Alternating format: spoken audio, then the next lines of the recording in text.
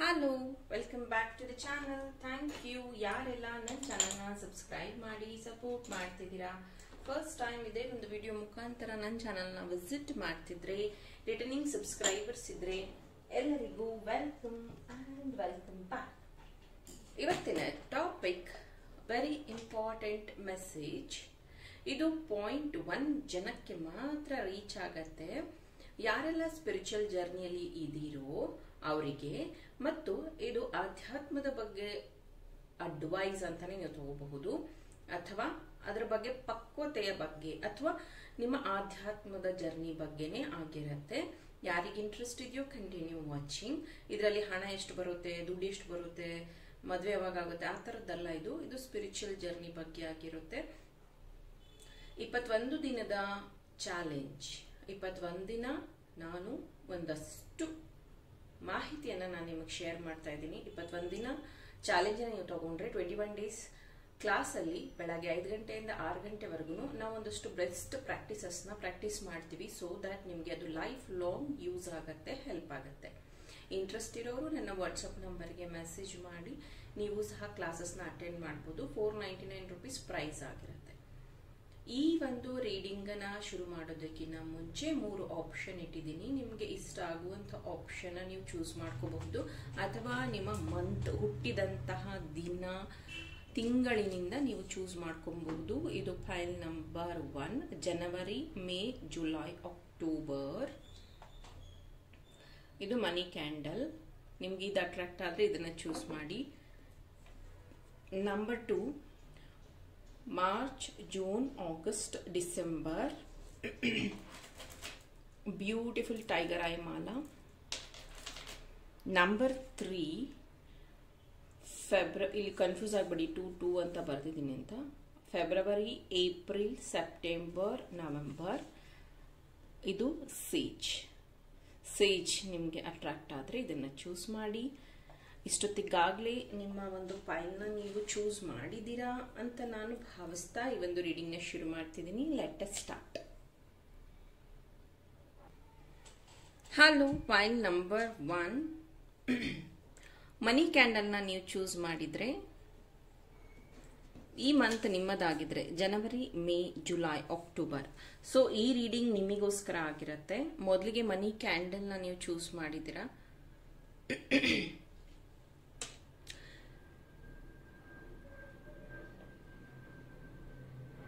So ನಿಮ್ಮ ಜೀವನದಲ್ಲಿ ಈಗ ಏನ್ ನಡೀತಾ ಇದೆಯೋ ಅದರದ್ದು ಒಂದು ರಿಯಲೈಸೇಷನ್ ನಿಮಗೆ ಆಗ್ತಿದೆ. ಮುಂಚೆ ಎಲ್ಲ ನಿಮ್ಗೆ ಅನ್ನಿಸ್ತಾ ಇತ್ತು, ನಾನು ಅವ್ರ ಮೇಲೆ ಸೇಡು ತೀರಿಸ್ಕೋಬೇಕು, ಅಥವಾ ಅವರಿಗೆ ಅವರು ಒಂದು ಲಾಸ್ ಅಥವಾ ವಾಟ್ ಎವರ್ ಅದನ್ನ ನಾನು ಕಣ್ಣು ಮುಂದೆ ನೋಡಬೇಕು. ಸೊ ನನಗೆ ಯಾವ ರೀತಿ ಆಗಿದೆ ಅವ್ರಿಗೂ ಹಾಗೆ ಆಗಬೇಕು, ಈ ಥರ ಎಲ್ಲ ಯೋಚನೆಗಳಿತ್ತು. But you are now mature, ತುಂಬ ಮೆಚ್ಯೂರ್ ಆಗಿ ಯೋಚನೆಗಳನ್ನು ಮಾಡ್ತಾ ಇದ್ದೀರಾ ಜೀವನದಲ್ಲಿ. ಆಮೇಲೆ ನಿಮ್ಮ ಜೀವನದಲ್ಲಿ ಈಗ ಏನು ಫೇಸ್ ಮಾಡ್ತಿದ್ದೀರಲ್ಲ, ಇದು ನಿಮ್ಮ ಪಾಸ್ಟಿಂದ ಬಂದಿರೋವಂಥದ್ದು. ಮೇ ಬಿ ನೀವೀಗ ಅನ್ಕೊಂತಾ ಇರ್ಬೋದು, ಯಾಕೆ ನನಗೆ ಈ ಥರ ಆಗ್ತಾ ಇದೆ, ನನಗೆ ಯಾಕೆ ಇಷ್ಟು ಪ್ರಾಬ್ಲಮ್ ಆಗ್ತಿದೆ ಅಂತ. ಬಟ್ ನಿಮ್ಮ ಫ್ಯಾಮಿಲಿಯಲ್ಲಿ ನೀವು ಚೂಸನ್ ಒನ್ ಅಂದರೆ ದೇವರಿಗೆ ಪ್ರಿಯವಾದ ವ್ಯಕ್ತಿ ಅಂತಾನೆ ಹೇಳಬಹುದು. ಸೊ ನೋಡೋಣ ಏನಿದೆ ನಿಮ್ಮ ರೀಡಿಂಗ್. ಕ್ರಿಯೇಷನ್. ಸೊ ಅವ್ರ ಕೈಯಲ್ಲಿ ಒಂದು ಕ್ರಿಸ್ಟಲ್ ಇದೆ. ಅಗೇನ್ ಅವ್ರ ಕೈಯಲ್ಲಿ ಕ್ರಿಸ್ಟಲ್ ಇದೆ. Queen of wands. ನಾನು ಹೇಳಿಲ್ಲ, ಇವರ ಕ್ರಿಯೇಟರ್. ನೀವೊಂಥರ ನಿಮ್ಮ ಫ್ಯಾಮಿಲಿಯಲ್ಲಿ chosen one. 7 of cups.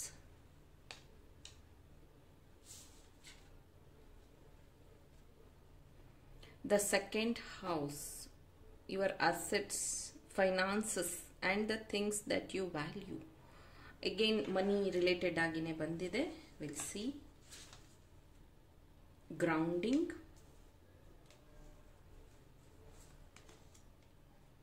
The ant. Let go of feeling alone. You are a vital part of the hill better. Consciousness.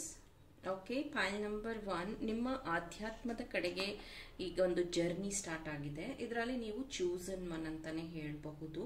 ತುಂಬ ಜನರ ಜೀವನವನ್ನು ಬದಲಾಯಿಸುವಂತಹ ವ್ಯಕ್ತಿ ನೀವಾಗ್ತಾ ಇದ್ದೀರಾ.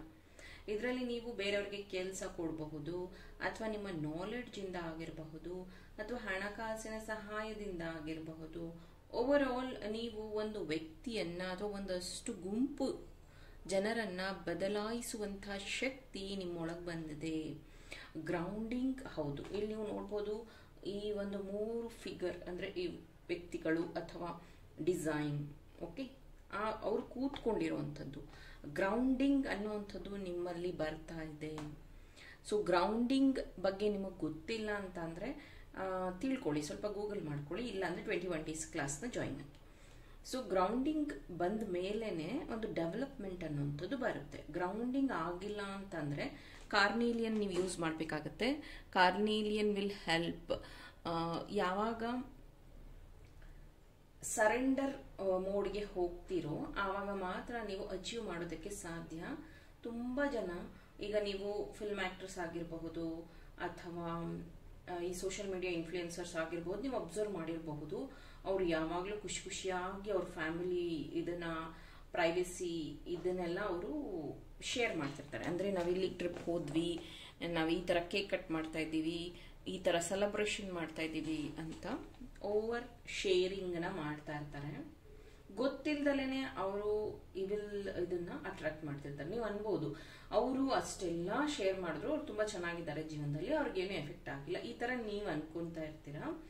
ಆದರೆ ಅವರು ಅದಕ್ಕೆ ತಕ್ಕಂಗೆ ಕೆಲವೊಂದು ಪ್ರಾಡಕ್ಟ್ಸ್ ಅಥವಾ ಈ ತಾಯ್ತಗಳಾಗಿರ್ಬಹುದು, ಪೂಜೆ ಪುನಸ್ಕಾರಗಳಾಗಿರಬಹುದು, ಸಮ್ ವಾಸ್ತು ಚೇಂಜಸ್ ಆಗಿರಬಹುದು, ಪ್ರೊಟೆಕ್ಷನ್ ಬ್ರಾಸ್ಲೆಟ್ ಆಗಿರಬಹುದು, ತಾಯ್ತಗಳಾಗಿರಬಹುದು, ಡಾಲರ್ ಆಗಿರ್ಬೋದು, ಸಮಥಿಂಗ್ ಅವ್ರು ಯೂಸ್ ಮಾಡೇ ಇರ್ತಾರೆ.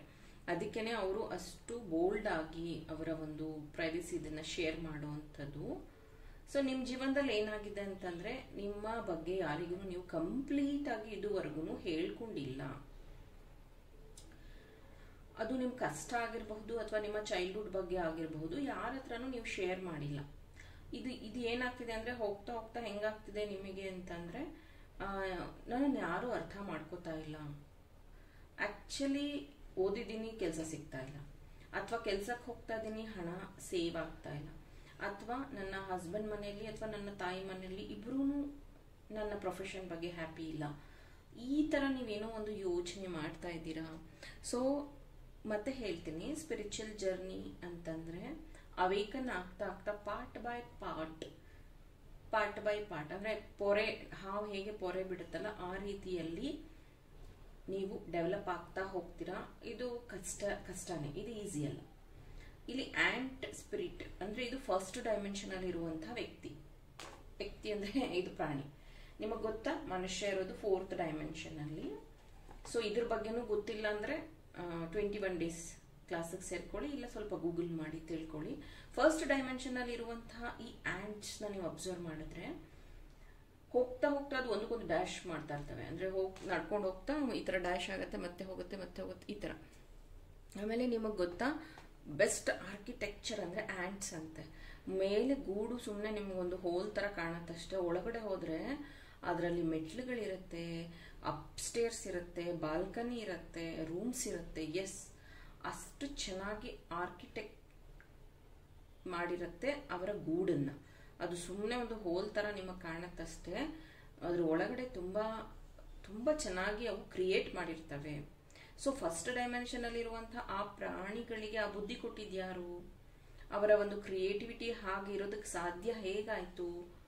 ಅವ್ರಿಗೆ ಬರೀ ಫಸ್ಟ್ ಡೈಮೆನ್ಷನ್ ಅಲ್ಲಿ ಅಷ್ಟೇ ಕಾಣಿಸೋದು, ಆದ್ರೆ ಅವರು ಪಿಲ್ಲರ್ಸ್ ತರ ಕಟ್ಟಿರ್ತಾರೆ, ಅಂದ್ರೆ ಗೋಡೆಗಳನ್ನ ಕಟ್ಟಿರ್ತಾರೆ. ಹೇಗ್ ಸಾಧ್ಯ? ಸೊ ಇದೆಲ್ಲ ಬರೋದು ಸ್ಪಿರಿಚುವಲ್ ಅವೇಕನ್ ಇಂದ.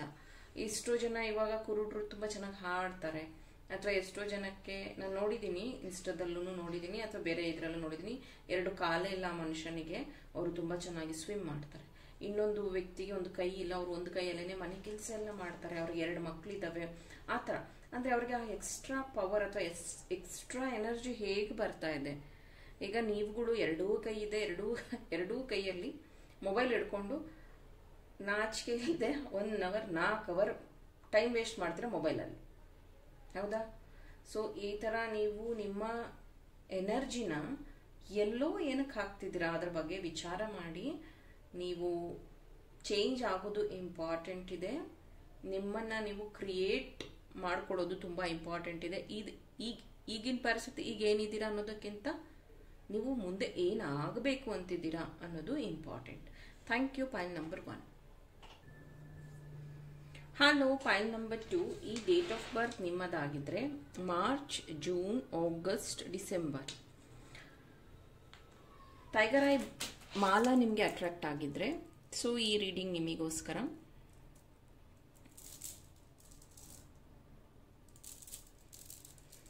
ಮೊದಲಿಗೆ ಈ ಒಂದು ಸೌಂಡ್ ಅಂದರೆ ನನಗೆ ಈ ಮಾಲಾ ಸೌಂಡು ತುಂಬ ಇಷ್ಟ. ಈ ಮಾಲಾ ಅಂತಲ್ಲ, ಜನರಲ್ಲಿ ಮಾಲಾಗಳನ್ನ ಕೈಯಲ್ಲಿ ಹಿಡ್ಕೊಂಡಾಗ ಕ್ರಿಸ್ಟಲ್ಸ್ ಈ ಥರ ಸೌಂಡ್ ಬರುತ್ತೆ. ಇದು ಒಂದು ರೀತಿಯ ಇನ್ನರ್ ಪೀಸ್ನ ಕ್ರಿಯೇಟ್ ಮಾಡುವಂಥದ್ದು.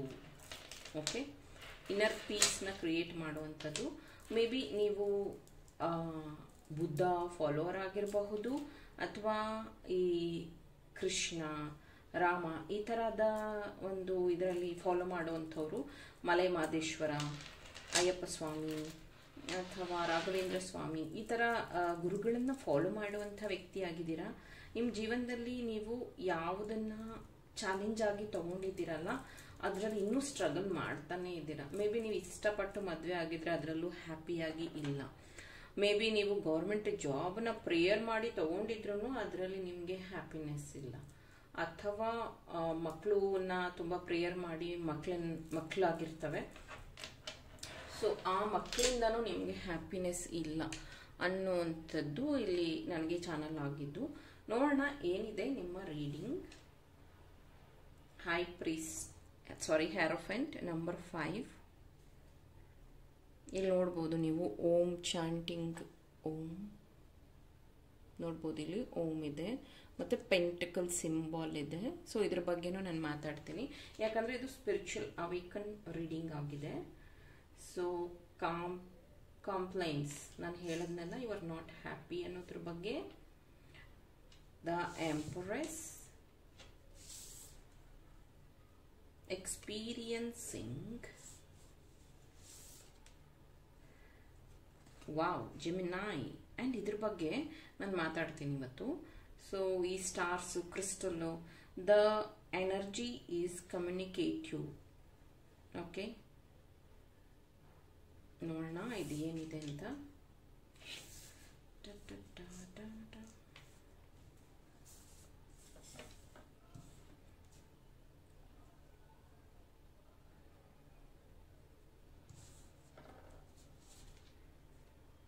Wise leader, camel. Know that you are the worth of love. Okay. So point number 2, ನಿಮ್ಮ ಸ್ಪಿರಿಚುಯಾಲಿಟಿ ಅಥವಾ ಸ್ಪಿರಿಚುವಲ್ ಅವೇಕನ್ ಬಗ್ಗೆ ನಾನಿಲ್ಲಿ ಹೇಳಬೇಕು. ಈ ಒಂದು ರೀಡಿಂಗ್ 0.1 ಜನಕ್ಕೆ ಮಾತ್ರ ರೀಚ್ ಆಗುತ್ತೆ ಅಂತ ಆಲ್ರೆಡಿ ನಾನು ಹೇಳಿದ್ದೀನಿ.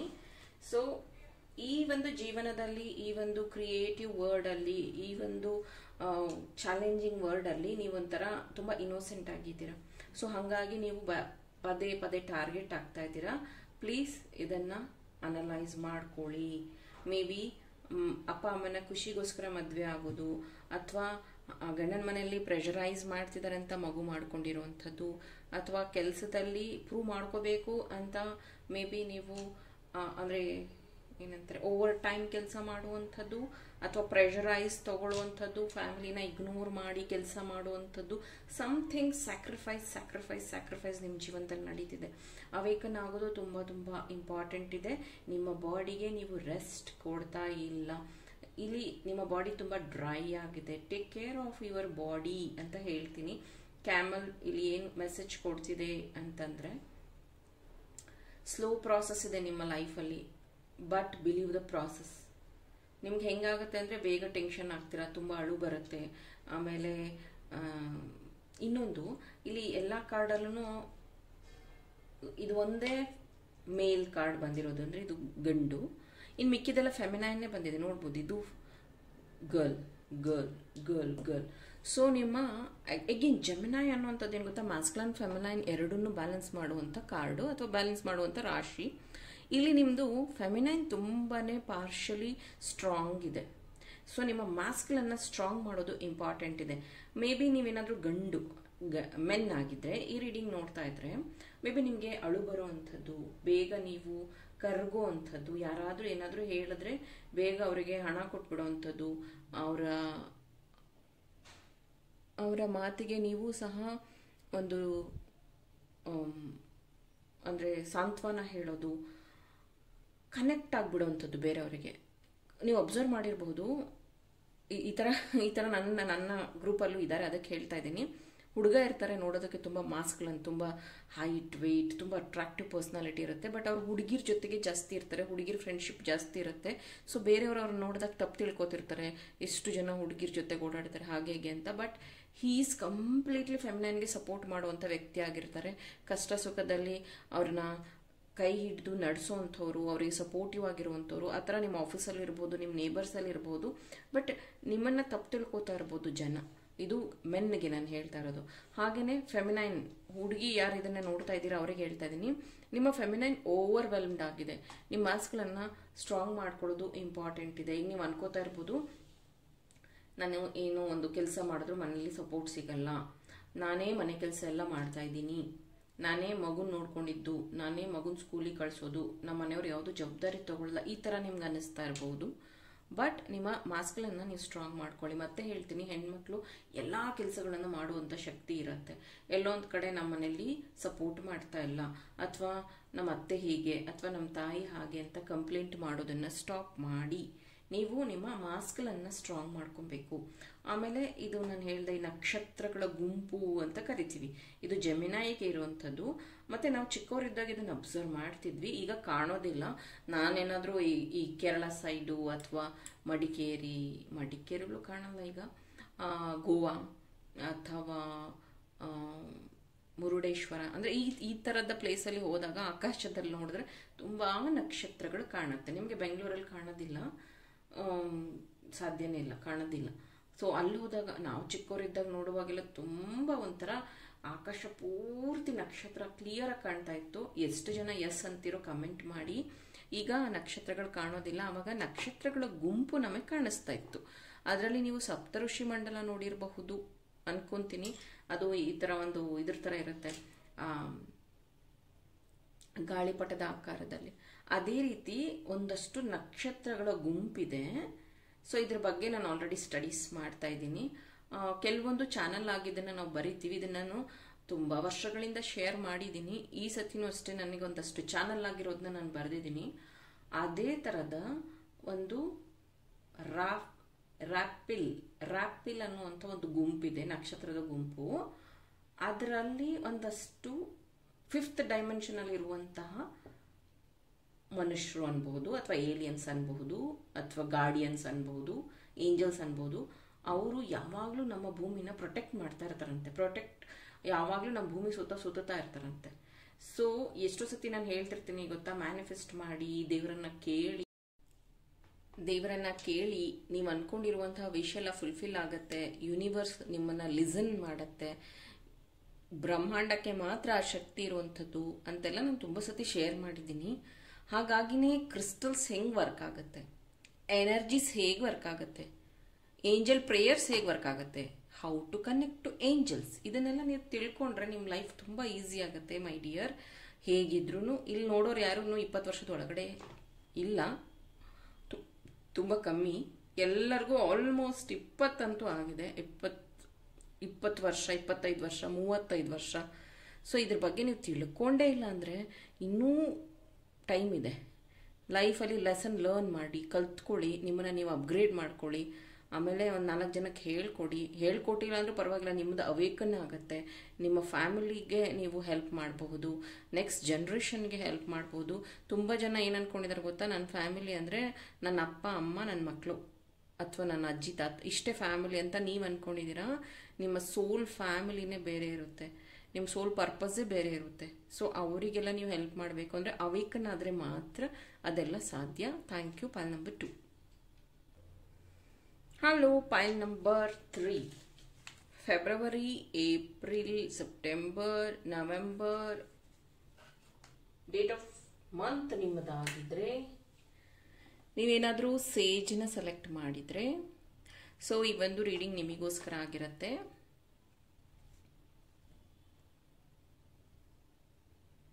ಓಕೆ, ಸೊ ನೀವೊಂಥರ ಬಂಡಲ್ ಆಫ್ ಎನರ್ಜಿ ಅಂತ ಹೇಳಬಹುದು.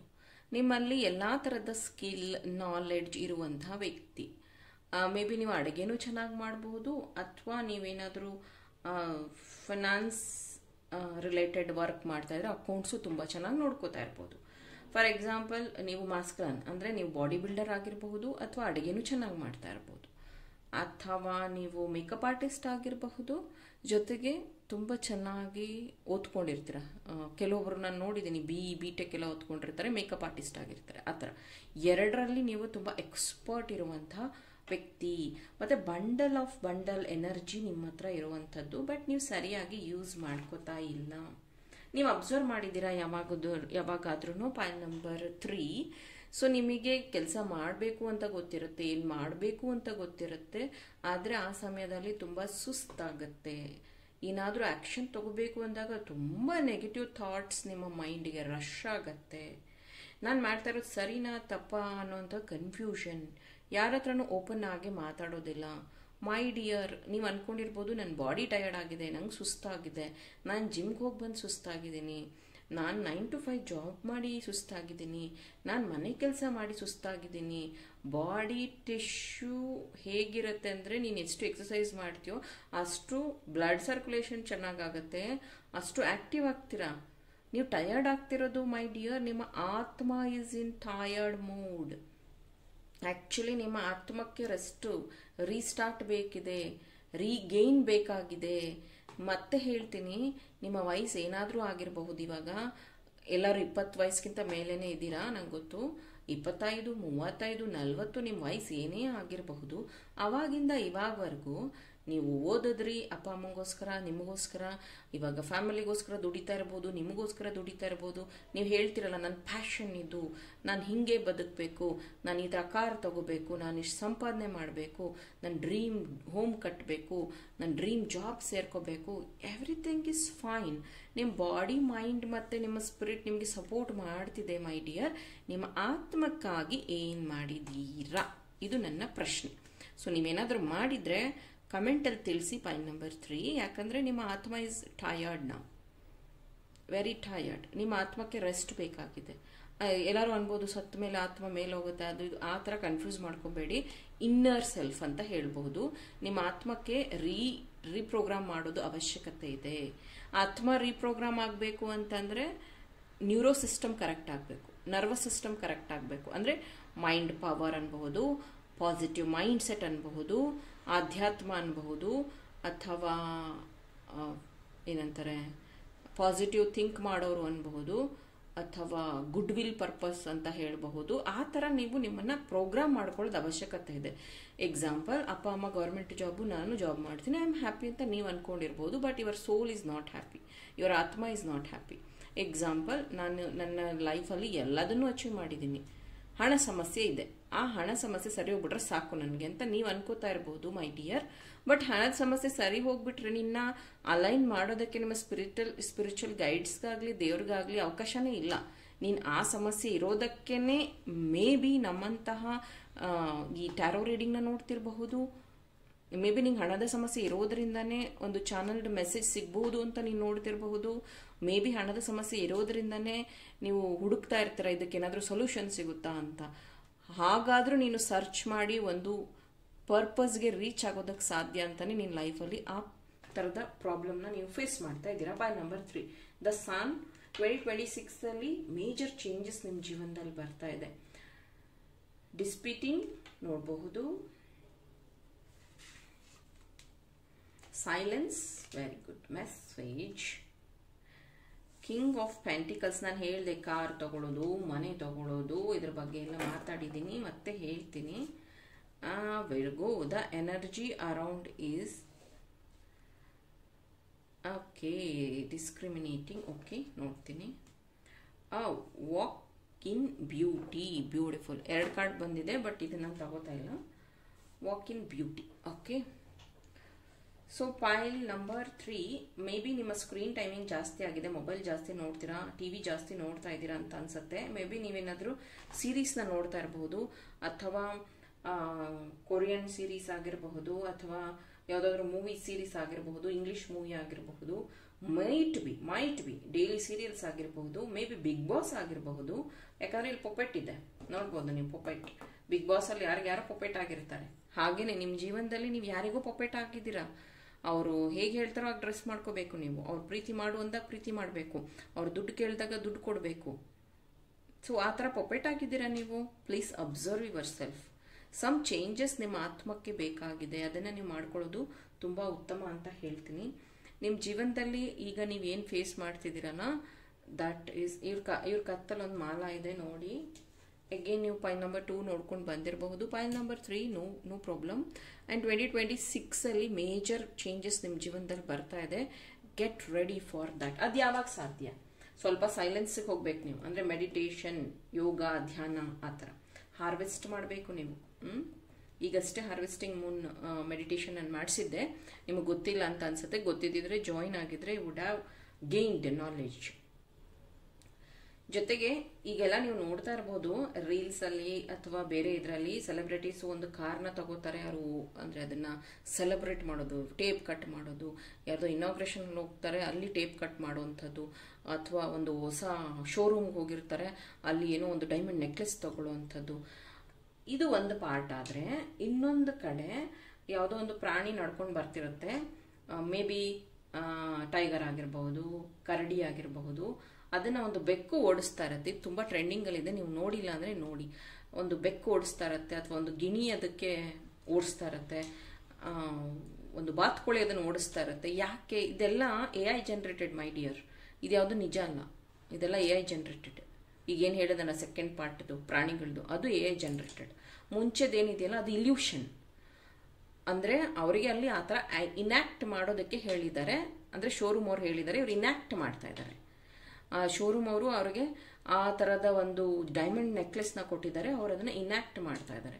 ಇನ್ನು ಬಿಗ್ ಬಾಸಲ್ಲಿ ಇರೋರು ಅಷ್ಟೇ, ಬೇರೆಯವ್ರು ಕೊಟ್ಟಿರೋ ಬಟ್ಟೆ, ಆಮೇಲೆ ಬೇರೆಯವ್ರು ಕೊಟ್ಟಿರೋ ಜಾಗ, ಅಂದರೆ ಚಾನಲ್ ಅವ್ರಿಗೆ ಅವಕಾಶ ಮಾಡಿಕೊಟ್ಟಿರೋದು, ಆಮೇಲೆ ಅವ್ರ PR ಹೆಚ್ಚಾಗ್ತಿರೋದು, ಬೇರೆ ಯಾರೋ ಒಬ್ರು ಅವರು ಚಾನಲ್ನ ಹ್ಯಾಂಡಲ್ ಮಾಡ್ತಿರ್ತಾರೆ, ಅವ್ರಿಗೆ ಅವ್ರು ಪೇ ಮಾಡಬೇಕು ಆಚೆ ಬಂದಮೇಲೆ.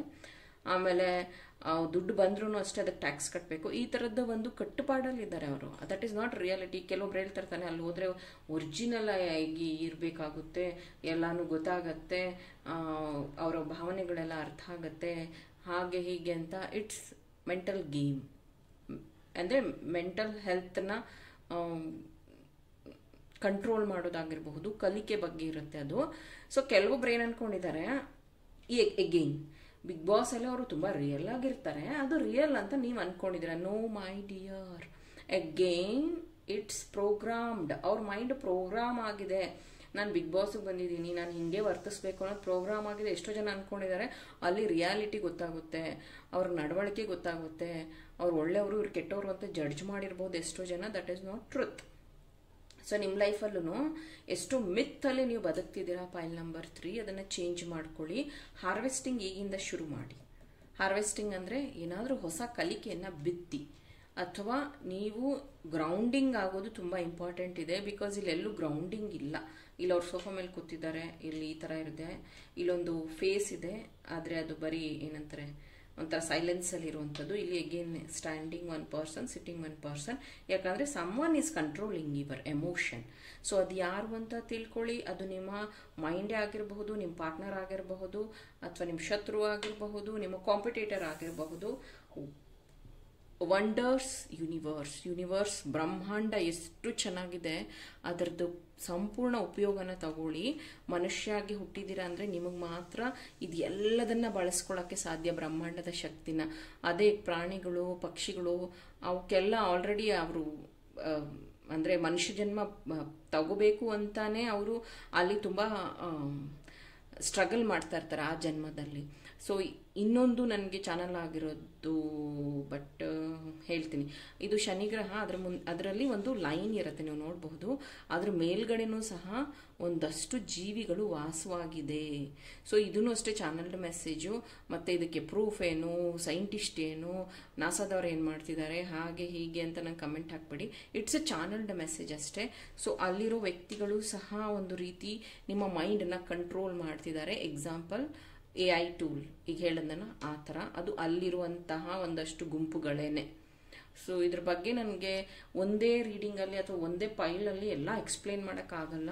ಇಂಟ್ರೆಸ್ಟ್ ಇರೋರು ನನ್ನ ಕ್ಲಾಸಸ್ನ ಜಾಯಿನ್ ಆಗಬಹುದು ಅಥವಾ ಇದೇ ಥರದ ರೀಡಿಂಗ್ನ ವಾಚ್ ಮಾಡಿ ಫ್ರೀಯಾಗಿ ನಾಲೆಡ್ಜನ್ನು ತಗೋಬಹುದು. Thank you.